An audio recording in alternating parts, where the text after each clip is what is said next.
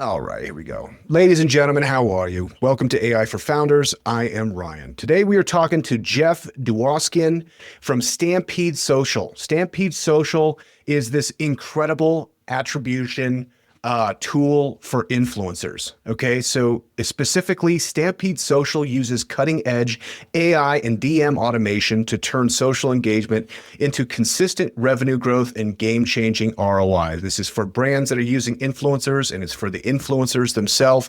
We're going to talk about his company, his team of 4. They are getting ready to raise a round of capital. I tried to get economics out of him, but he is not going to budge. He's not telling us how many customers he has, ladies and gentlemen, but I know there's a lot. Has a very cool product, and if you use AI30 in the promo code, you're going to get 37 days free. I want to also give a shout out to Kitcaster for sponsoring the show, kitcaster.com. Kitcaster books your podcast interviews. Specifically, Kitcaster works with funded startup founders, entrepreneurs with exits, and C-suite executives to book them on the world's top podcast based on their ideal outcomes. So as founders, as CEOs, we know there's a pressure for us to establish ourselves as a thought leader and to start to build our personal brand. And there's a certain amount of personal branding that is a little bit cringy, but podcast interviews create the lowest amount of friction to get your personal brand out there and to start to let people know about what you're working on, but not only your projects, but who you are and why it's important that you're doing that. So check out kitcaster.com for more details and apply today. What's up, Jeff? How are you? Hey, what's going on, Ryan? How are you doing? I'm doing great, man. I love interviewing podcast people because they come prepared. And you have a beautiful rig and a great office there. I see you got some headshots back there and they're autographed. I'm assuming this is from your days as a stand-up comic. Those are actually 8x10s from my obsession of going to Comic-Cons and meeting the B, C level, whatever level you want to call, celebrities that are there, which eventually became, it was sort of always like my thing. And then that actually became my podcast, Classic Conversations, where I talk to, people who were really famous when they were famous, and like from the 60s and 70s, 80s as we get closer. As they get more currently famous, they likely don't come on my podcast just yet, but they will eventually. How fun. Mention the name of the podcast again. It's Classic Conversations with Jeff Dwoskin. Yeah. And how long you have to say with Jeff Dwoskin, but 5 years, almost 5 years. 5 years. How many episodes? May, yeah. Over 360 episodes so far, depending on when. I'll keep it generic so that it sounds realistic when this airs. That's incredible, man. That is so cool. What do you attribute your staying power as a podcaster to? The same as my stand-up comedy, which is I just don't know how to quit things. So, but the reality is I really enjoy it, and it's really kind of cool to be able to talk to people that normally I would never get the opportunity to talk to, and ask them the questions that I would love to answer, or just talk about stories from shows that they've been on. So it's just something I really enjoy. So it's like, it's more of a passion thing than anything else. It's amazing, and you're an entrepreneur, and I want to talk about your company, Stampede Social, as well. But it's interesting, I think as for entrepreneurs and founders, you get kind of obsessed with production, you get obsessed with optimizing performance, and maybe some of like the stuff you're passionate about and your hobbies slips away. You seem to create an opportunity for yourself to keep those very vivid in your lifestyle. So how does that like enhance, or how does that affect kind of your world as an entrepreneur? I think it helps define it because one, it's a great talking point. It's definitely something that, I think, makes me, I think I'm already super interesting, but no, but it gives you something to talk about. And it's interesting because my particular podcast, it's broad, it's pop culture. So you don't have to be an entrepreneur to talk, and you probably have really enjoyed some show or somebody that I've talked to. So it's a good conversation starter, if nothing else, plus since I'm in the kind of creator economy, it helps to be a creator as well and kind of stay in that mindset so that I know I never forget who I'm catering to and can kind of always have kind of a pulse on the needs at that level as well. 100%. Let's transition to talk about Stampede Social a little bit too. Tell me a little bit about the product. I of course know it, but for the listeners, what does Stampede Social do? Sure, it's Stampede. Thank you, Ryan. It's a social selling platform for creators or brands. It's a full suite of really game-changing tools for Instagram and Facebook. Primarily, it allows you to pretty much be a sales machine 24/7. And by sales machine, I mean deliver links automatically through DM automation to your fan or your potential customers' inbox. Now, I say sales, but we're talking about podcasters, so it could be you're driving listens, but it could be sponsor links. Tell people. It could be literally anything. But people tend to really enjoy the ones that deliver the ROI. Yeah. But it does like a whole bunch of stuff. So the whole idea was to create a suite of tools. When I worked at Little Caesars corporate and worked with the agencies, I saw this interesting need, and that agencies and brands and individuals, they start campaigns, but they're difficult to manage and measure. And that's really where all the hard work comes in. Pushing the boat out to sea is easy, but actually sailing it and returning is hard.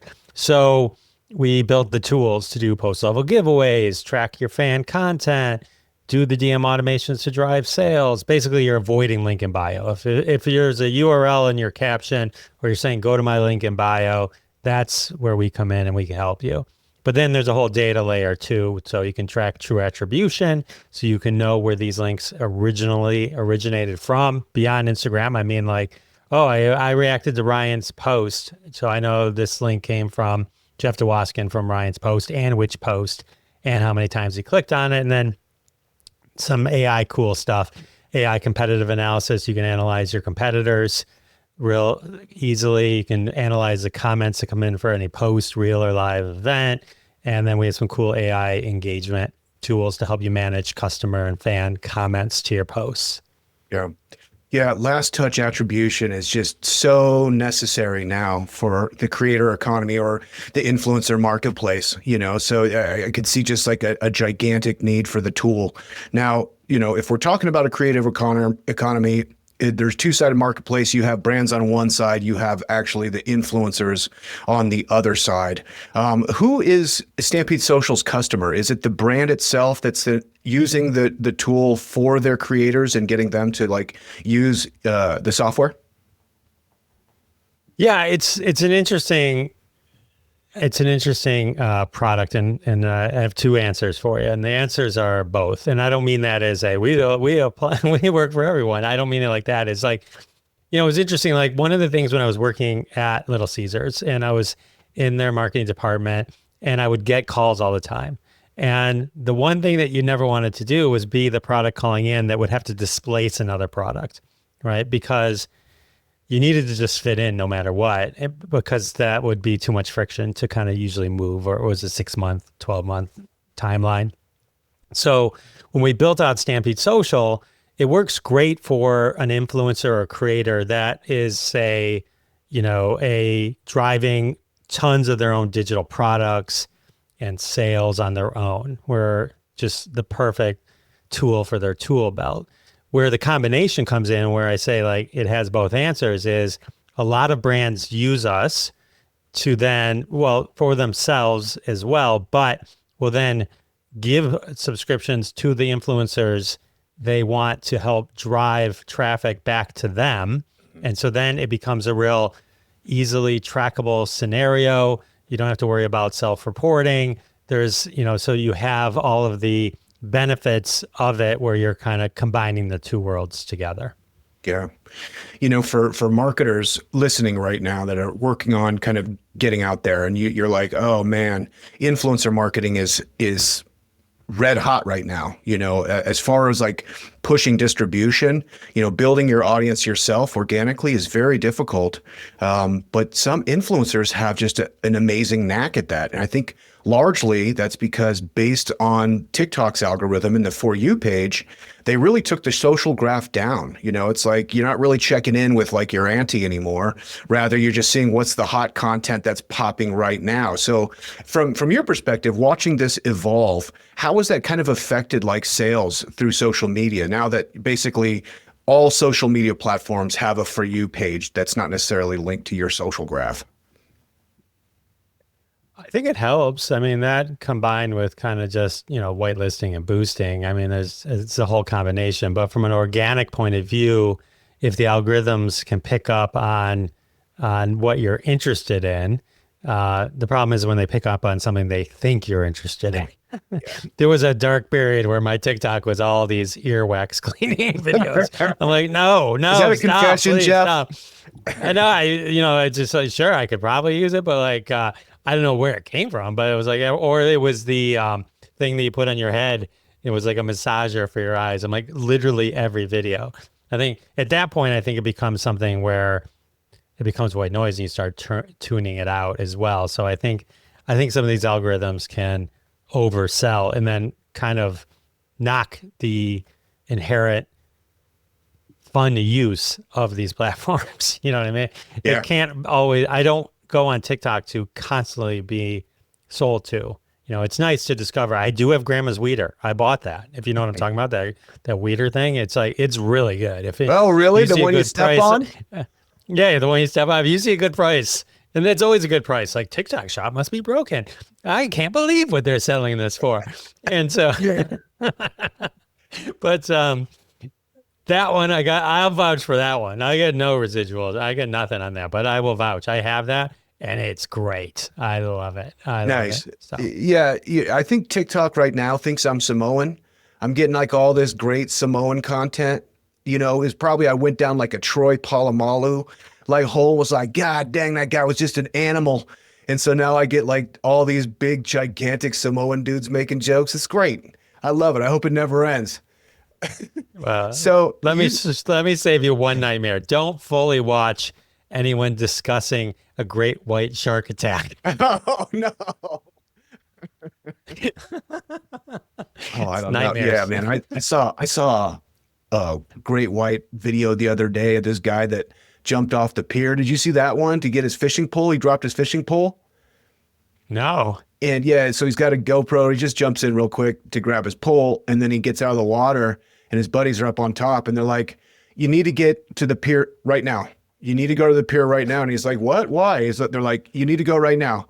And so he puts his head in water with the GoPro, and gigantic great white, just huge. And so he does like what I would think probably the most natural but worst thing ever is he gets onto his back and starts splashing around, flipping his flippers, panicking, which I wish I could stay calm, but I'd probably do the same thing. And then so he gets behind one of the pillars of the pier, and then he drops back down, and on the other side of the pier, or what is it, the like log or whatever, there it is, just like gigantic. It's just like watching him, just kind of chilling. So he gets the stairway and gets out of there. But man, you get halfway through videos like that and you're like, well, he doesn't get eaten because we have the video, so it's going to be okay. Well, yeah. Most of those stories start with, they didn't even see it coming. Oh, I know. Like it's like Jaws, the beginning of Jaws, where all of a sudden she's like swimming off, and it's like, boom, what I mean? And it's like, that's usually what these stories are. The fact that he turned and saw it, probably, but I think you're supposed to punch it in the nose. Yeah. I mean, I'd say that real tough now on land. You got to make sure you got a nice jab, Yeah. Yeah. Those great white sharks aren't like, prepared for a nice jab to the snout. They get offended. They're like, oh, now it's going to eat you, but that was mean. It was being rude. Nice.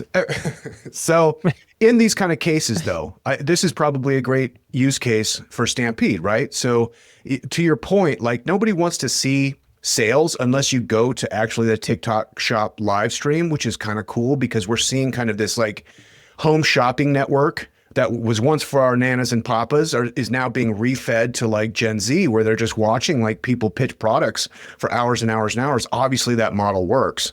But for the most part, people are going to TikTok to jump into some theta state where they're barely conscious and just like watch great white sharks, terrorize people. So in that case, like if you did want to like sell the fishing pole or something, you could just have the video, no sales obviously, but in the link it'd be like, hey, comment Jeff in the comments below, and I'll send you a 20% discount for the fishing pole. Like that is basically in essence what Stampede does, is it not?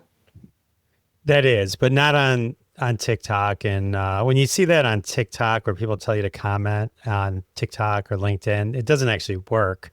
I don't mean like they're just imitating what they saw on Instagram. Yeah. And so it won't automate it. But to do that automatically, to do the automation, that will work on Instagram and your Facebook business page that you have connected to your Instagram, where you can do that. A lot of it's just kind of, with anything, it's like it's building the trust, and then people engage when they're ready to engage. I think that's like one of the coolest things I think about the whole concept, whether it be that you're buying it, a product that you want to buy, or a podcast that you want to listen to, or a white paper that you want to grab at some point. If you can get that link into your DM, even as the customer, as the fan, as the user, then I'll be able to get to it when I'm ready to get to it. I think one of the main, things that we assume, which I don't believe to be true, is that you're ready to devour or listen or take on something the second you accidentally discover it. And I don't think that's true. And most of the time, if you're like me, if it ends up being one of the 50 open tabs on your phone, you never go back to it. If it's, so if I can get it into my DMs, then I know where it is. Because half the time I don't even remember the name of the place I saw it. And if it's a story, it disappears in 24 hours anyway. So if you can get them into the DMs, specifically on Instagram or Facebook, it's also the beginning of a relationship. You can follow up with them. You can ask them how it is. But even more importantly, I think, is that the person who requested it, it becomes their to-do list, and they know where it is, and they can get back to it when they're ready to get back to it. You bet. Who's having the most success? Is it kind of B2B companies? Is it CPG companies? Like what really works with kind of this kind of social selling right now? I think it's just anything of real value. I think it's, signups. I think it's selling products. It's just, it changes the way people engage with you and removes the friction. So I think it works on a variety of different levels. It just now will help you capture more of it, because when someone sees, hey, go to my link in bio, that's a lot of effort. Think about the world we live in right now, which is, like, why didn't your video do good? Oh, because you had an extra half of a quarter of a second at the beginning. I assumed you didn't have a video, so I moved on. So to ask people to leave where they are, to go somewhere else, to find the version of what they were already at on your other link, then, and assuming you even remember to put it there, is that, that's just too much friction, so as long as you have a relationship with your audience, whatever it may be that you're trying to engage them with, I think you'll have success. You bet. Yeah. Nice, man. And then as far as like the business model, you're selling subscriptions. How many customers do you have right now? Well, I'd rather not say how many customers we have. How about right a ballpark? Like, are we talking about like 10,000? Are we talking about 10 million? We're talking not 10 million, not 10 million. Sorry, I just. Nice. But it just we're in the beginning stages. So I mean, we're rapidly growing. So I just yeah. What does growth look like for you? Is that number of signups? Is that you have kind of like an escalating price schedule? Is it like getting people in and then like upselling and kind of serving them like that? What does growth look like for you guys? We have a tiered model. So if you just happen to come to Stampede Social, you can start at the tier that makes most sense for you, and then you can grow as you grow. We also look to configure also enterprise solutions for either agencies or networks that maybe have their own set of audience that they want to either offer this at a, to make sure that they're empowered with this type of tool, or integrated into their actual system through our APIs. Cool. And then team size, how many folks are on the team? We have 4 core, and then we have some agencies that we use for certain applications. But as a core, we're pretty lean. But That's great. but that just means you have to like focus on efficiencies. We always make sure to, okay, if enough things happen enough times, or or just enough where that you project it's going to happen more than once. All right, let's make this so we don't have to deal with it. So let's put emails in place, automations, checks, that kind of thing. So I think that's important when you're a startup and growing, that you don't sleep on those type of things. We'll get to it later. Well, it helps you grow to not have to focus on some of that minutia. 100%. And have you bootstrapped? Did you raise? Bootstrapped, and we're actually going through a process where we're going to begin reaching out to raise. Yes. Exciting. How's that? How are you going to use the cash? Probably product operations and marketing, right? So we're going to kind of, focus on, the events, ads, creator-driven marketing, make sure we're everywhere we need to be be seen, heard, and there to help brands and creators when they need us. So cool. So do you dog food the product and just dump all the money into Stampede Social and go slide into everyone's DMs? Yeah.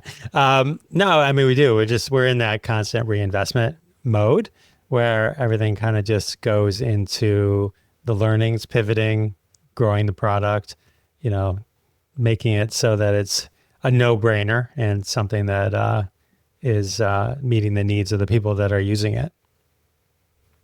100%. And then what's on tap for the product roadmap? What are you guys excited to do in the next 12 months? Well, we're excited to integrate additional AI. We're trying to make the reporting as digestible as possible. Since we collect a lot of kind of cool and unique data, we want to make it. We have raw versions of it, and we're like, oh, we gotta step up our game there. Create, some things that are more, can just tell the creators. People don't. Again, it kind of goes into, you probably don't have time to analyze the data, and some people do, some people don't, right? And so we're doing that. We're constantly evolving the products. You got to stay on top of what some of the different platforms are doing, so that you can either jump on those or adapt those. And so I think it's partner integrations and some platform extensions. It's the things that we have a keen eye on. Nice. And everything is getting bolstered with AI, and the anxiety, lack of sleep inducing narrative is that AI is coming for all of our jobs. If you think about like the cost versus the benefit, what keeps you up at night? What is scary about AI for you right now? It's scary how rapidly it's moving. If you look at like Notebook LM, okay, like if you use Notebook LM, yeah, it's pretty good. Okay. So my daughter comes home one day and says, Dad, I use this thing called Notebook LM, and it's a few months ago. And I'm like, oh, what is it? She's like, I put my schoolwork in, and then I listen to a podcast version of my schoolwork, and it helps me learn it faster. I'm like, oh, that's interesting. So I started taking our blogs, and I made a podcast out of our blogs, the Social Media Growth Lab or something like that, whatever. I just went on ChatGPT, give me a cool name and art, and I went on Spotify, created a free one, and just started putting it into a thing. But when I listened to that first one, I sent it to my Jeff, who's my CTO's name is also Jeff. I'm like, dude, you gotta listen to this. The V1, assuming it's V1, and that we're aware of, right? it's insane how good it is. That's scary Yeah. in itself. I mean, when you think about like the difference between Atari 2600 and then like the games they have now, right? The first person games people are streaming on Twitch. It's like starting at the Twitch thing, jumping Yeah. like, I mean, it's incredible how fast it's moving. That's the scary part, is how fast it's moving. It could be putting people out of business, you know. There's a lot to embrace. So there's a lot to keep up with. So, but Yeah. it's exciting at the same time. It's really interesting. I heard a podcast with Rick Rubin where he was interviewing Orson Welles, and it was incredible. It was good. He was funny. Orson Welles was brilliant, able to like respond to like, complicated question on his feet, so yeah, it's interesting from a creator perspective. It's like, okay, well, you have to compete with everybody else on TikTok, but it's like, no, you have to compete with everybody else that's ever lived that is, insanely smart, brilliant, funny, unbelievably attractive, so it's pretty wild. And so it'll come down to people's palate and how we just kind of assimilate slowly. It's like, I remember years ago, 10, 15 years ago, where I was telling people, I was like, dude, on Amazon, you can get everything. Do you realize that? Like you can get, they don't sell just books, that you can buy lettuce and they'll deliver it to you overnight. And people were like, oh yeah, that's cool, whatever. Like it didn't sink in. Like my head was exploding. I was like, dude, they're selling everything. And people were just like, oh, whatever. And then, probably it wasn't until COVID lockdown that people really started to understand, like, oh, we can get everything delivered now. So, and then it's like, no big deal. Oh, yeah, you could just get it here or there or whatever. But like how extraordinary that is, there's no like light bulb moment. And I feel like that's going to be the same thing with art, where, you were talking about like the theme song for this show, where, you spit in a prompt and it puts this out and you're like, dude, this actually sounds pretty darn good. So I love your theme song. It's amazing. Yeah, I know. I was like, dude, this is really good. I get fired up listening to it. So, a tool like Stampede Social is great because this provides that additional layer. I mean, ultimately, it doesn't matter if it's a real dude jumping into Sharky Tank or if it's a fake fitness influencer that's doing squats in front of the mirror or whatever. Like, it's almost like creator agnostic in that standpoint. I mean, what is your take though? Do you think people are going to embrace, digital creators that are completely customized for them? It's interesting. I don't know. I mean, to me, you probably don't know this, but I'm AI. No, I did. Yeah. I did know that. I did. Your mouth isn't moving fast enough. And like, but it's getting there. It's better than it was 6 months ago, right? Yeah. We've always kind of taken the approach with AI that it should be helpful, not kitschy. And so, we created things that literally we believe help, right? Help move forward, which I think anyone who really uses AI, that's like, you don't go to ChatGPT and go, give me content. You have to say, hey, here's what I really want to talk about. Like the reason that Orson Welles thing probably works is somebody created, the equivalent of a GPT, dumped in thousands of hours of Orson Welles conversations, and then that becomes the brain for that, right? And it can answer questions based on what it's been fed, right? Stuff like that. So, I mean, that kind of stuff is literally, I think, amazing. I've been playing with, you introduced me to a LinkedIn AI tool, I think. And it ended up being like, I get 3 credits and I'm like, I'm not paying that much money for that. So I found a free one. And like, just a GPT, I found a GPT and like, so I started playing with that one. And so it's really funny. I took a one-liner joke that I had written on Facebook and Twitter, and I pumped it into the viral LinkedIn creator. I go, give me an inspirational post on this joke. And it did. It created like this really cool insight. And I'm like, oh, okay. So I posted it and, so it's like, all right, this is fun. I can, but it started with my brain, you know what I mean? It's like, I didn't go give me a fun, so I think like AI is awesome it's overwhelming, especially on TikTok when you're watching all these videos and these people and the AI agents now and everything. It's like, it's a lot to keep up on. So And that's why we're here. That's why we're here, Yeah. Jeff. That's what we're doing here is stay up on this stuff because I totally agree. Yeah. It becomes overwhelming, and especially now it's just moving so quickly up and down and left and right. So when you used a LinkedIn generative tool, like, nah, I'm not going to pay. So you went to GPT and you found a plugin that does like, is it specifically a LinkedIn kind of post generator? It is, but I make GPTs all the time. I think that when they came out with GPTs, those are the greatest things in the world. Like I would always like for my podcast, if we want to get back to the podcast for a second, right? So I use Otter, get the show notes, and then I would, put it into ChatGPT and I would ask it questions, write me a summary. And then I was like, well, I'm asking it 10 different things. I'm like, so I just created a GPT that coaches me through it, like asks each question, and it doesn't do all the things, because the one thing AI I think does bad is if you ask it to do all the things all at once, and then you ask it to fix one thing, it'll go fix everything. And Yeah. you know what I mean? So it's like, it takes me through it. And I just made a whole thing where it said, hey, here's your show notes. Any questions? All right, let's make titles. Okay, let's make tweets. And I made something where I put my colors, my company for Stampede Social. I'm like, all right, here's all the colors of Stampede Social. So if I ask you to make an image, make sure it's brand specific to this. You know what I mean? And like, I did that for my podcast as well. So there's a lot of cool things you can do to help you save time when you're leveraging AI. Yeah, I totally agree.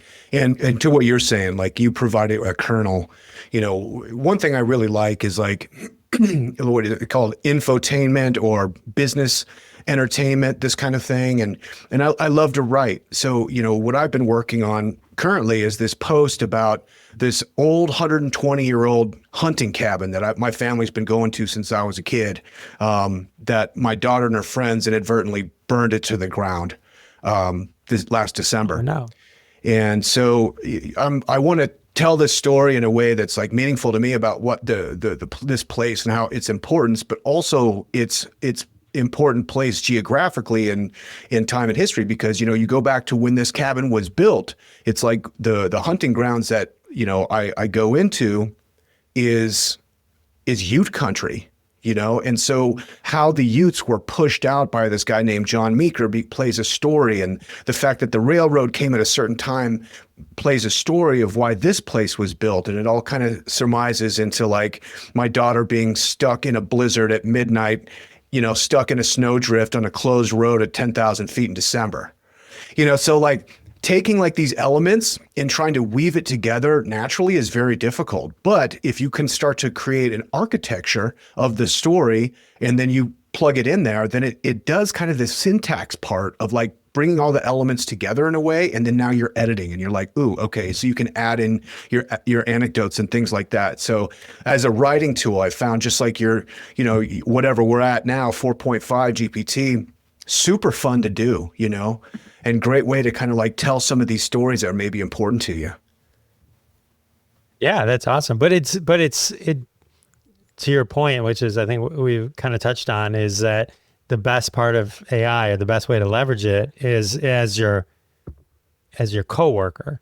You feed it the story, and it can go, "Hey, Ryan, maybe here's the way you could reword this, be more compelling." But it's taking everything you did. It's not like, tell me a story about a house. It's 120 years old. Scary, but burned to the ground, And, so, there's so that to me is where AI is helpful, like as an individual, to then help move your own content forward. Well, you hit on people it say, too. I can make you 100 pieces of content in 40 minutes for that. It's like, is this content? Nobody has it. Jeff Goldblum in Jurassic Park, we could do it, but none of us asked this. No one ever asked, should we, or why? You know what I mean? Like, right. Should we? And so, I mean, sometimes if I make content for tomorrow, I don't like it tomorrow. Just let alone 100 pieces. Well, one thing we're doing with Wildcast is we're signing people's digital avatar sync license rights. Which has been really fun conversation to have with influencers, which is like, hey, what are you doing with your AI avatar? And they're like, what? And because we're just about there, which is to say, like you said, at some point you can see in the near future, maybe 3-4 years, that you'll send AI Jeff to do a podcast like this, which is to say that like you're going to have an advantage as far as like the training material, because you have 300 episodes of podcasts, you have blog posts, you have all this stuff to train your AI avatar on.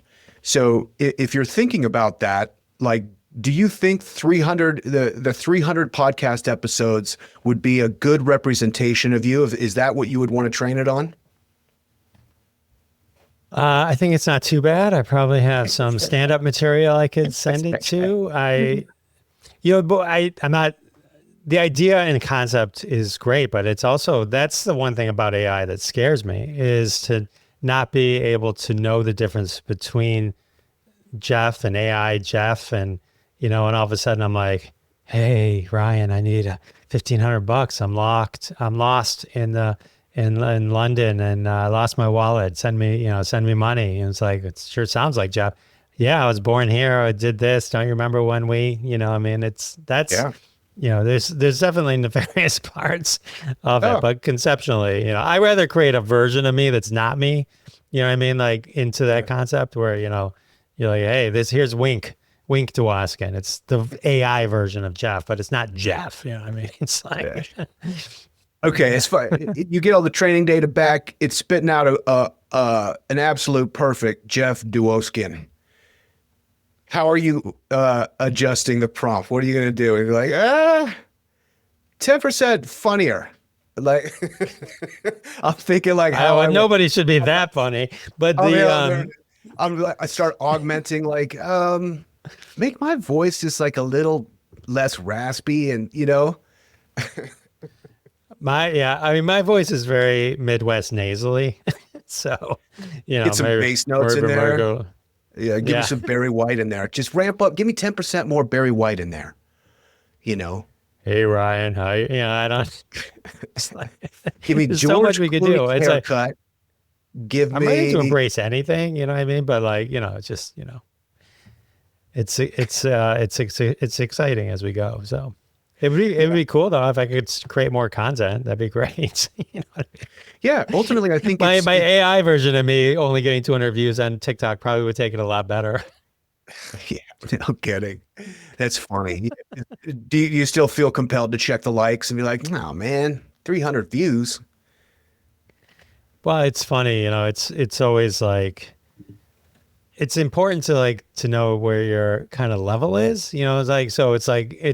I think like the YouTube shorts, the TikToks, they play with you. It's like, they'll be like, I had one TikTok get 160,000 views, and then the next one gets 300, right? Which is, and then it'll be like, so I think they play with you on purpose for us normal folks. They definitely do. I listen to podcasts with those creators too, and the links they go to chase the algorithm. I mean, it seems like they're like crawling inside their iPhone. It's just, where they're like, okay, if this one doesn't get XYZ in the first 30 minutes, I delete it, repost it from the other account. They have 6 accounts in their phone banked up that they're like just toggling in between. I know when they ask, middle school kids, hey, what do you want to be when you grow up? Like, influencer is like number 1 or 2. Like, it's like, I want to play professional baseball and I want to be an influencer, because I think there's this perception that like what they do is easy, but boy, I think it's really hard. I think those folks the successful ones are putting in some long days consistently to get those hits. And it's kind of cool to see too, because they definitely develop a knack for it. And you see these people that they can pop that algorithm like it's their job, I agree with you 100%. And so a friend of mine who was a photographer, professional photographer, and he would say, Jeff, if I were to take a picture of Ryan standing at a podium, right? And I'd be like, Dan, that was an amazing photo of Ryan. You are the best photographer ever. I stink. Look at how bad my picture of Ryan is at the podium. And he's like, do you know what the difference between me and you, Jeff, is? I said, what? You took 1 photo. I took 50 and then only showed you the good one. You know what I mean? So it's like, there's a secret behind being a creator. And it is, like you said, it's the hard work. It's putting in the extra, and then being able to have ultimately that amazing piece of content that we all love and react to. Yeah, I'm out here looking for some wizard to give me some magical dust I can sprinkle on stuff and make it easy, but it turns out that hard work is ultimately what pays off across the board. You know? Yeah. Nice. Jeff, this You has gotta been be awesome, man. clever. Before we get out of here, anything else you want to share about Stampede Social, what you're working on right now? We're working on a bunch of stuff. We're always kind of just adding features, making it better, fine tuning it. Our goal is to make it the ultimate tool for everyone to drive sales and reach your dreams as an influencer. 100%. If anyone wants to try it out, I'm happy to give anybody who made it this far, 30 days for free. Just use AI 30 when there's a promo code when you sign up. Just type in AI 30, one word, squished together, AI 30. And you get the 7 days free, and then you can play with it for 30 days. And so I guess that's 37 days, just for staying and listening. And maybe Ryan will put it in the show notes too. So I'll throw in the show notes for sure. And I know that listeners of this podcast are advertising with influencers. And one of the hardest thing to do is to really measure attribution and measure return, because it's just the Wild West out there. One influencer, they give you 10 videos for $5,000. Another one, you get a podcast ad and it's $500. And like being able to demonstrate where you're getting the return is crucial, and for creators as well, like be able to know your worth, which is to say that if you have a very highly sought after kind of demographic that you're creating for, and you're able to demonstrate like engagement and that kind of last touch attribution, it's huge, you can raise prices immediately. So thanks for doing that for the listeners, Jeff. This has been a really fun conversation. It's great to catch up. yeah, you're fun. You're fun to hang out with. I enjoy your passion, and which is why I'm sure this podcast just jumped in the thing. Not this episode, but the whole thing. So Every other I one. wish you Yeah. the success, right? Yeah. No, you too, Jeff. This has been awesome, dude. And I love your passion as well. Let's leave it there, man. Until next time, we'll come back and do it again. Sounds good to me.